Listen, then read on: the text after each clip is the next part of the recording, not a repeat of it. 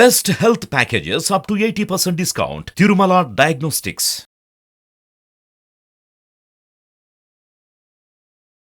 Hi, welcome to our channel. ఈరోజు మనతో పాటు ఉన్నారు శ్రీ లలితాంబ నిలరాజ్ శర్మ గారు. అమావాస్య మీద చాలా అపోహలు అయితే ఉన్నాయి. ఇద్దరు కొడుకులు ఉన్న వాళ్ళు, ఒక కొడుకున్న వాళ్ళు గాజులు వేసుకోవాలని చెప్తున్నారు. సో ఇది ఎంతవరకు నిజం అనేది చెప్పేసి మనం అడిగి తెలుసుకుందాం. నమస్కారం గురువు గారు. నమస్కారం అండి. సుమన్ టీవీ ప్రేక్షకులకందరికీ భోగి, సంక్రాంతి, కనుమ శుభాకాంక్షలు. భక్తులారా, చాలా చాలా అపోహలు, వదంతులు వ్యాపిస్తున్నాయి. ఇప్పుడు వచ్చేటువంటి అమావాస్య, మార్గశిర అమావాస్య చాలా చాలా డేంజర్ అని. ఒక కొడుకున్న వాళ్ళు, ఇద్దరు కొడుకులున్న వాళ్ళు ఎలాంటి ఎవరి దగ్గరైనా సరే కొన్ని డబ్బులు తీసుకొని గాజులు కొనుక్కోవాలి, లేదా ఇతరత్ర ఇంకేదైనా కొనుక్కోవాలి, చెయ్యాలి అని అంటున్నారు. ఇది ఎంత మటుకు కరెక్టు అంటే ఇది కరెక్టు కానే కాదు.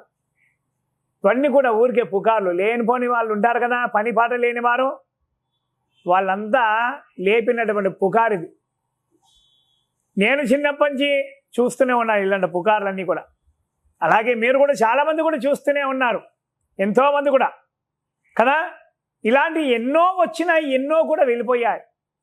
ఇలాంటి ఏ పుస్తకాలలో, ఏ గ్రంథాలలో, ఏ శాస్త్రాలలో కూడా చెప్పబడలేదు, రాసి ఉంచబడలేదు. ఇవన్నీ పుకార్లు, లేనిపోని వదంతులు. ఇవన్నీ కూడా నమ్మకండి భక్తులారా. రానున్నటువంటి పండుగ అందరూ కూడా సుఖ సంతోషాలతో చేసుకొని చక్కగా రంగరంగ వైభవంగా చేసుకోండి. భోగి, సంక్రాంతి, కనుమ, అలాగే ముక్కనుమ కూడా, ఈ 4 రోజులు కూడా అందరూ కూడా సుఖ సంతోషాలతో ఇంటిల్లి పాది అందరూ కూడా చక్కగా పండుగను చేసుకోండి. వదంతులు, పుకార్లను ఏది కూడా నమ్మరాదు. ఇలాంటి అన్ని కూడా లేనిపోని పని పాట లేని వారు కల్పించేటువంటి అబద్ధాలు. వీటికి మనం తొందరగా కనెక్ట్ అవుతాం. ఎందుకంటే కొడుకులు అనేసరికి కదా, ఒక కొడుకున్నవారు, ఇద్దరు కొడుకులు ఉన్న వారికి అపాయం జరుగుతుంది, ఒక్క కొడుకున్న వారికి అపాయం జరుగుతుండగానే ఇది కొద్దిగా కనెక్ట్ అయిపోతాం. మనం తొందరగా ఆకర్షితులమవుతాం. లేనిపోని లొల్లిలు మనకి ఎందుకు ఇవన్నీ, వాళ్ళు ఎవరు చెప్పిన చేసేద్దాం కదా. 2 గదాలు ఎవరి దగ్గర ఏమైనా డబ్బులు అడుక్కుందాము, ఏదో కొనుక్కుందాం, వేసుకుందాం, గాజులు వేసుకుంటే ఏమైంది, ఏమైంది అని అంటే ఓకే, వాటన్నిటికీ కూడా ఏమి కాదు. కానీ ఇవన్నీ ఏంటంటే పుకార్లు, భయభ్రాంతులకు గురి కావద్దు. ఒకటి, అయ్యో నేను డబ్బులు తీసుకొని నేను గాజులు వేసుకోలేదైనా కొడుకే ఉన్నాడే, ఏమవుతుందా అని కొందరు భయం పడే అవకాశాలు కూడా ఉన్నాయి. కొందరు చాలామంది కూడా భయపడుతున్నారు కూడా. కొందరు ఇలా అయితే నైతికవంతులు నాకు కూడా చాలామంది ఫోన్లు చేస్తున్నారు, ఫోన్ చేసి అడుగుతున్నారు. ఇలా ఖచ్చితంగా ఒక కొడుకున్న వాళ్ళు, ఇద్దరు కొడుకున్న వాళ్ళ దగ్గర తీసుకోవాలని, లేకుంటే ఇంకో రకంగా ఇంకొకరు ఏదేదో ఏదో సృష్టిస్తున్నారు. అన్నీ కూడా ఇవన్నీ కూడా పుకార్లే. వీటిని నమ్మరాదు, వీటి జోలికి వెళ్ళరాదు. అలా చేయండి భక్తులారా. దీన్ని ఎప్పటికీ కూడా నమ్మాల్సిన అవసరం లేదు. ఎక్కడ పుస్తకాలలో లేదు, శాస్త్రాలలో లేదు. ఎవరు కూడా, ఇంతకుముందు పెద్దవాళ్ళు కూడా ఎవరు కూడా చెప్పలేదు. ఏ బ్రాహ్మణులు కూడా ఎక్కడా కూడా చెప్పలేదు, ఏ పురోహితులు చెప్పలేదు, ఏ అర్చకులు కూడా చెప్పలేదు కదా. ఇదంతా కూడా ఉట్టి పుకార్లు. ఇలాంటి వదంతులు మనం ఎన్నో సంవత్సరాల నుంచి వింటూనే ఉన్నాం. నేనైతే దాదాపు ఒక 50 సంవత్సరాల నుంచి వింటూనే ఉన్నాను. ఇవి చాలామంది కూడా ఇలాగే ఒక కొడుకున్న వాళ్ళు ఇంకొకరింటి దగ్గర వెళ్ళి ఏదో అడుక్కొని చేసి ఇంకేదో కొనుక్కోవడం చేయడము, ఇలాంటి చాలా చాలా మేము చూసేవాళ్ళం. చాలా మాకు ఫన్నీగా అనిపించేవి, ఇవన్నీ కూడా జోక్గా అనిపించేవి. సరే, నేను చాలా సందర్భాలలో నేను చాలామందిని కూడా నేను చూసాను. నన్ను చూసినా కూడా నా వయసును మీరు అంచనా వేయవచ్చు, నా అనుభవాన్ని కూడా మీరు అంచనా వేయవచ్చు కదా. నేను ఎంతోమందిని చూశాను. వాళ్ళందరూ కూడా, నేను చిన్నప్పటి కూడా ఇలాంటి పుకార్లు దాదాపు ఒక 10 నేను ఇప్పటిదాకా చూసి ఉంటాను. నేను అమావాస్యలు వచ్చినప్పుడల్లా కూడా, ఏదో ఒక అమావాస్య ఏదో సంథింగ్ వచ్చినప్పుడల్లా కూడా ఎవరో ఒకరు ఏదో పుకారు పుట్టించేవారు. దానికి అందరు కూడా కనెక్ట్ అయిపోయి భయభ్రాంతులకు గురై ఏవో కొనుక్కోవడం చేయడం ఇలాంటివి చేసేవారు అనమాట. ఏదో పంచడం చేయడం ఇలాంటివి చేసేవారు అనమాట. సంక్రాంతి ముందు వచ్చే, లేదా సంక్రాంతి తర్వాత నేను కూడా దీపావళి ముందైనా కానీ అలాంటి ఇలా చేసేవారు. కానీ కొందరు చెయ్యని వాళ్ళు ఉన్నారు, తెలియక వాళ్ళు భయభ్రాంతులకు గురయ్యేవారు. అయ్యో, అమావాస్య వెళ్ళిపోయింది, మేము చేయలేదే, మా కొడుకులకు ఏమన్నా అవుతుందా అని భయభ్రాంతులకు గురైన వాళ్ళు చాలామంది నేను చూశాను అప్పట్లో. వాళ్ళందరూ ఇప్పుడు బాగున్నారు. వాళ్ళ కొడుకులు మంచి ఇంజనీర్లు అయ్యారు, డాక్టర్లు అయ్యారు, అమెరికాలో బయట దేశాలలో వెళ్ళి చదువుకుంటున్నారు. వాళ్ళంతా కూడా వాళ్ళకి ఎవరికి ఏమి కాలే, వాళ్ళు పెళ్ళిళ్ళు కూడా అయిపోయారు, సుఖ సంతోషాలతో పిల్ల పాపలతో వారందరూ కూడా ఉన్నారు.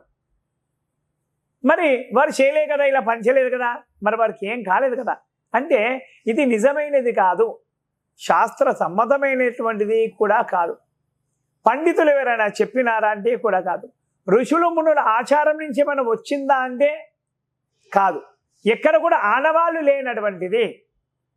చెడు తొందరగా వ్యాపిస్తుంది అంటారు కదా, ఇది కూడా పుకార్లు తొందరగా వ్యాపిస్తాయి అంటారు కదా, అలాగే ఇది కూడా అంతే. ఎక్కడ కూడా దీనికి దిగులు చెందాల్సిన అవసరం లేదు. ఎవరో మామూలుగా ఎవరో నాకు తెలిసి గాజుల వాళ్ళు ఎవరైనా పుట్టించారేమో, గాజుల షాపులు స్టాక్ చాలా మిగిలిపోయి ఉన్నాయేమో గాజులు. నాకు తెలిసి ఈ గాజుల పండుగ లాగానే ఒంటగా గాజుల పండుగ చేస్తాం కదా మనం, ఆషాఢ మాసాలు మనం అమ్మ వాళ్ళ గాజుల పూజలు చేస్తాం, లక్ష గాజుల పూజలు అవన్నీ చేస్తున్నాం కదా, అలాంటి గాజులు ఫుల్ స్టాక్ మిగిలి ఉన్నాయేమో. వాళ్ళ దాంట్లో ఎవరో పుట్టించి చేసి ఇలా వదంతులు వ్యాపింపజేసి గాజులు సేల్ చేసుకోవడానికి ఇలా చేస్తున్నారేమో అని అనిపిస్తుంది. అంతే తప్ప కానీ వారిని డబ్బులు అడుక్కొని గాజులు కొనుక్కొని మనం వేసుకోవడం చేయడము, ఇది నిజంగా గాజులు వేసుకోవాలంటే ముత్తైదుతనానికి ప్రతీక కదా. కొడుకుకి ఏం సంబంధం, ఇది భర్తకు సంబంధం కదా. నిజం చెప్పాలంటే గాజులు ఐదుతనానికి ప్రతీక, భర్తకు సంబంధం కదా. కాబట్టి ఇది కొడుకులకు సంబంధించింది కాదు, భర్తకు సంబంధించింది కాదు, ఎవరికి సంబంధించింది కాదు, మొత్తానికి ఈ లోకానికే సంబంధించింది కూడా కాదు ఇది ఈ విషయం. కాబట్టి దీనికి ఎవరు కూడా భయభ్రాంతులకు గురి కావద్దు, ఇలాంటి పనులు ఎవరు కూడా చేయవద్దు. గాజులు వేసుకోమన్నారు, మంచి చక్కగా వేసుకొని మంచి పండుగ నిండుగా గాజులు ఎంత చేతుకుంటే, ఎన్ని ఆభరణాలు నిండుగా ఆడవారుకుంటే అమ్మవారు తను ముట్టిపడుతుంది.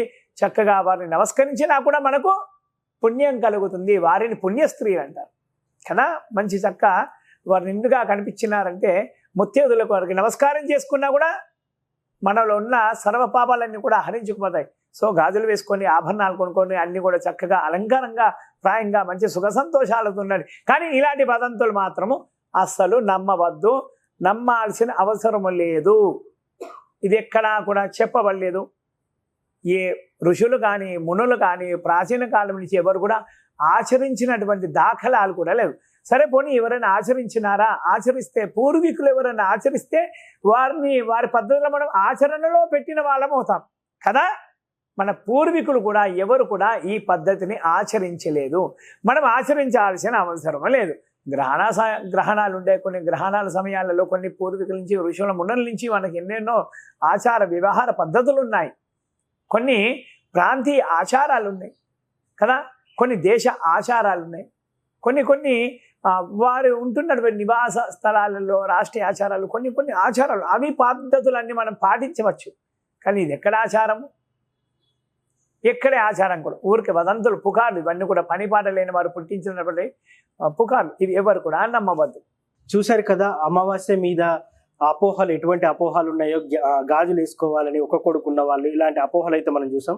కానీ ఇవేవి వాస్తవం కాదు అని చెప్పేసి గురువు గారు చెప్తున్నారు. సో చూశారు కదా, ఇది వాటి కార్యక్రమం. మరో కార్యక్రమంలో మళ్ళీ కలుద్దాం. Thank you.